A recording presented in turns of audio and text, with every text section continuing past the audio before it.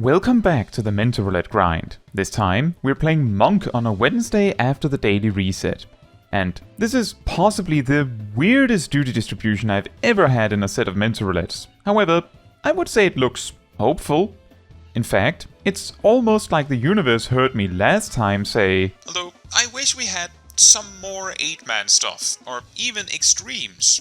And the universe said, "Ask and ye shall receive," and gave me exactly that. Well, mostly. With that said, for Duty 1, we had the Guildhest allied groups, and shocking no one, nothing happened. I really beat the daylights out of a Gobio, I guess. For Duty 2, I was an instant replacement for Tower at Paradigm's Breach, and in some of these fights, there was so much chaos that I was actually very thankful that Monk just has to obey the balls now, and not have to watch any timers, because I would definitely have messed that up. On Hansel and Gretel, we had some issues with separating them properly a few times throughout the fight. The good news as a DPS is that if you see it coming, just make sure you start attacking whoever you are attacking from the front, so that the shields won't reflect on you. On the Red Girl, we were a few players that looked at the chains mechanic wrong, and it promptly caused us to die. For those that don't know the mechanic, in the second phase of the fight, she will put down circle AoEs on the arena and then connect a chain from her hand to some players.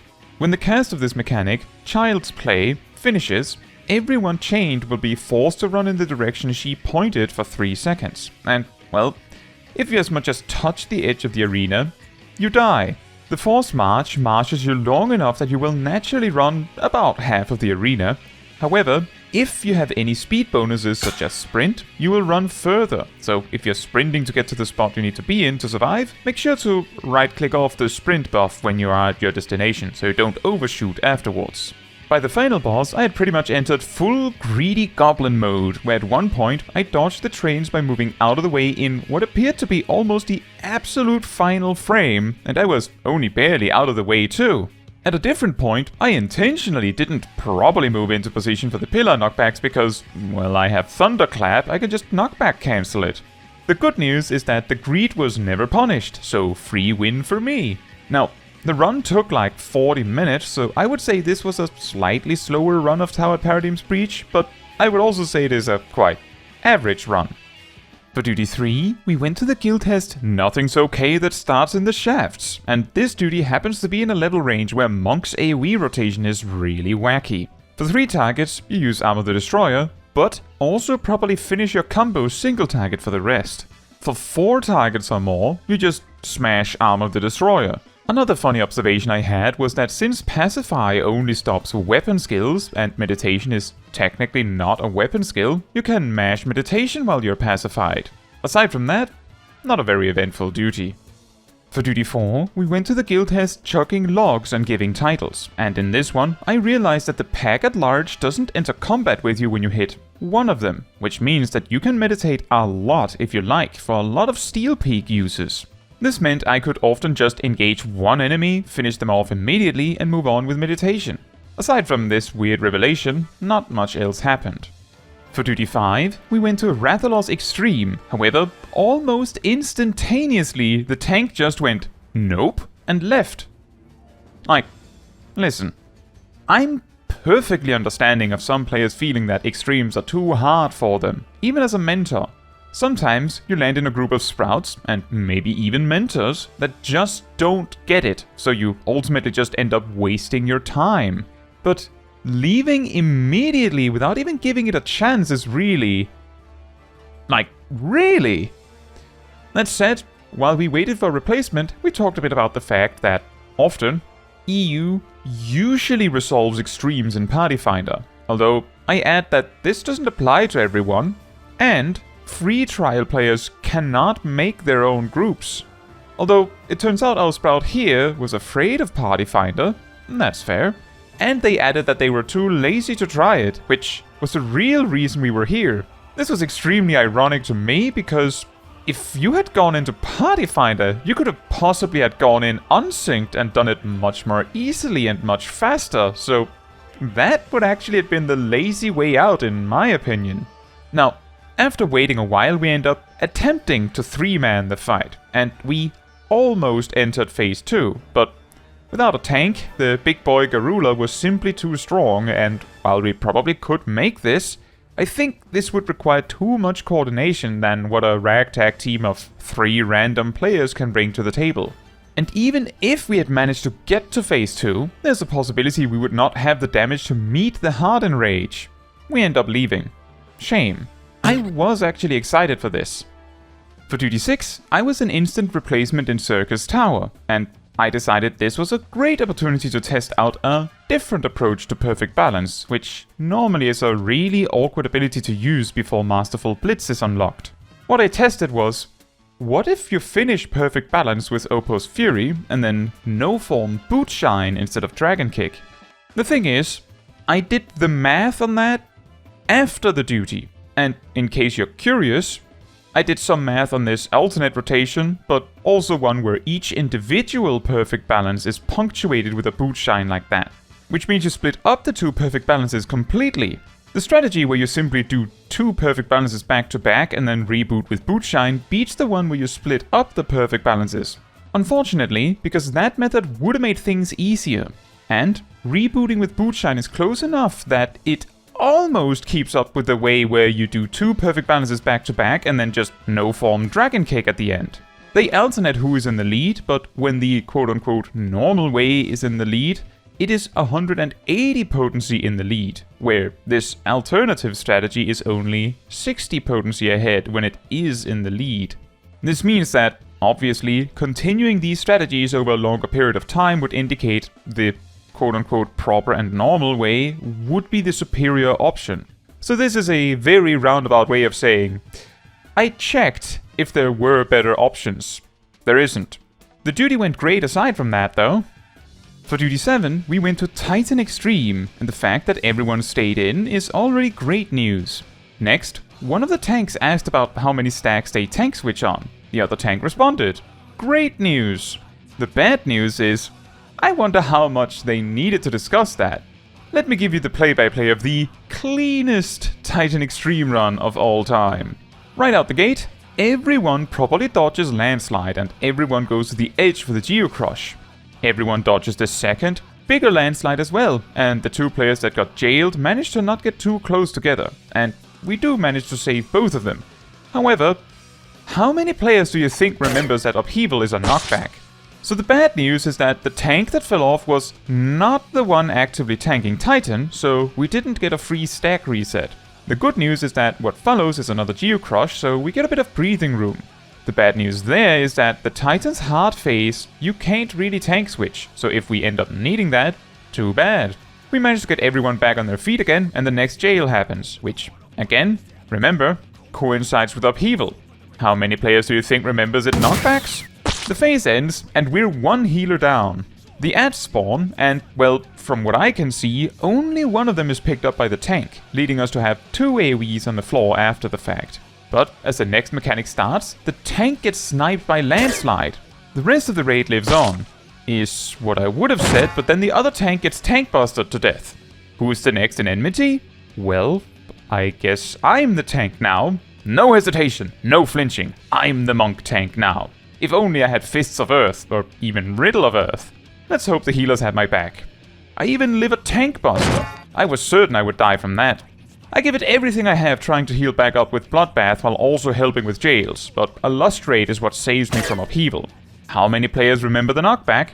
Well, it's okay. We have 1 tank and 1 healer, right? Where's the tank going? Oh boy, I need a tank switch. As I take over, I notice Titan is going down soon and realize we might be able to just rush him down before he takes us out, but then I get another tank buster and pass the torch to our Viper. Limit Break comes out as Titan wastes time doing raid wipes that we can survive, followed by circle AoEs that we can survive. Look at that! Perfectly planned. First try Titan. An amazing performance by everyone involved. It is quite hilarious how Titan, as an extreme, for the most part, is a fight you can just wing it and it is perfectly fine. Also, back in late Endwalker, I managed to beat Titan Extreme synced with only 3 players, and if you'd like to see that, I will put a link to that stream in the description. It is not easy, far from it, but it is possible. For duty 8, we went to Urth's Fount for a fight with Odin, and I have to say, good thing I went and did the math on that alternative perfect balance strategy before I got these harder duties. For this one, there isn't that much to say really. I tried to maximize my damage while minimizing my downtime from dodging Valknut. I also made an active attempt to stay away from everyone else to avoid getting the attack speed slow debuffs. For the final enrage part, I also felt we were not in trouble at all with making it, so just a nice quick run. For duty 9, we have the Guildhest Biting Front, and here I tried to maximize my usefulness by actively seeking the healers here. As far as I'm concerned, the tank should have the AoE damage necessary to deal with basically everything else, so I will try to prevent the cure casts. We went through rather fast, as is expected of a Guildhest. For duty 10, we're back in Ramuh Extreme again, but this time, everyone stayed and even said hello and everything. One of our sprouts asked for tips, so I offered to either go over the whole fight or just give some pointers, and considering no one said a thing, I went for the full fight.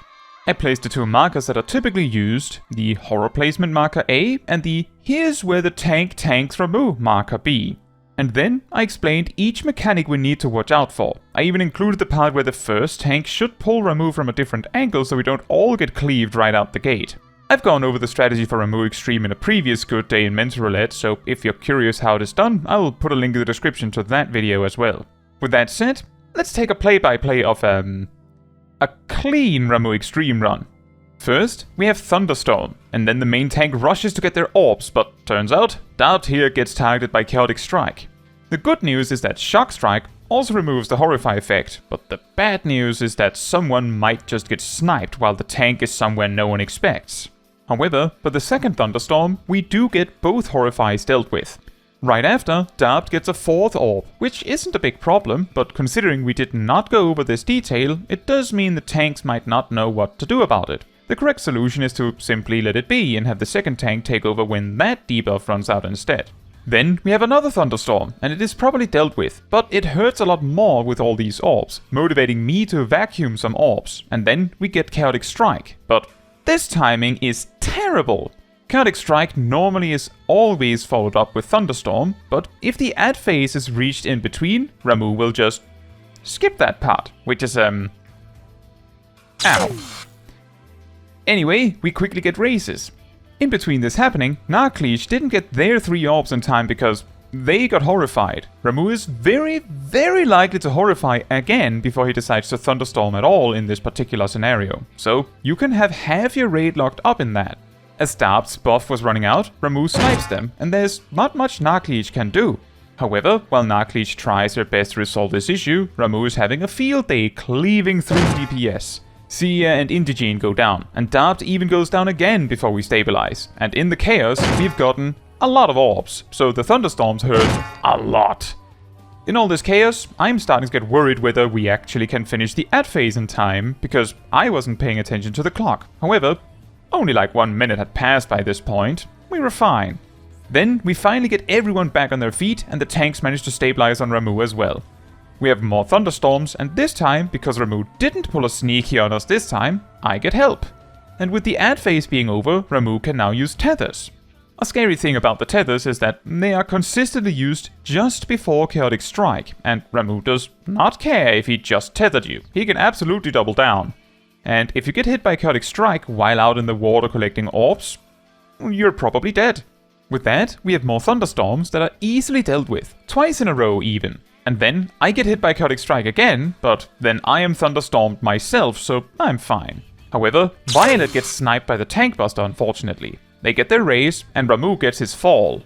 The particular thing I am the most impressed by in this group is how incredibly well everyone coordinated Thunderstorms. From what I could see, at no point in the fight did we have anyone die from overlapping Thunderstorms wherever it was possible to avoid at the very least. A very impressive performance by everyone. Amazing! And finally for Duty 11, we have Outside the Boxes, and the best and most interesting thing I can say here is that Ham of the community tested this duty extensively with some help, and it turns out pretty much all jobs can solo this duty synced. Just straight up with no potions or anything, and the worst part is that they don't even need to acknowledge the ads. You just kill the boss. Also, remember that we have a Discord server. Wink wink, nudge nudge, link in the description. Hope to see you there. With that said, I think this was an incredibly exciting Mentor set, with extremes just beaten first try. I'm a bit sad we didn't get Rathalos too, and I guess we could have tried a bit more, but I just got the impression it wasn't happening. With all these more than 4-man duties added to the total tally, things are starting to look a bit more normal. I do think early in the weekly reset, after the daily reset, seems to be a decently effective time to not get too many Guildhests. You can do what you will with that information. Now, that is all for this video. Thank you so much for watching. If you would like to support me and my channel more directly, you can become a member like these wonderful people here. You can also alternatively support me through Ko-Fi, link in the description. You can also support the channel by letting the YouTube algorithm know by liking the video, leaving a comment, subscribing, sharing, and hitting the bell to get notified when next I post a video. Fun fact, originally, Dragon Kick applied a debuff that reduced the intelligence of the target, making them do less magic damage, and also applied a blunt resistance down debuff, making them take more damage from blunt attacks. By Stormblood, the intelligence debuff was removed, and by Shadowbringers it was replaced with increasing the potency of Bootshine, which finally was replaced with the Orb effect we have now.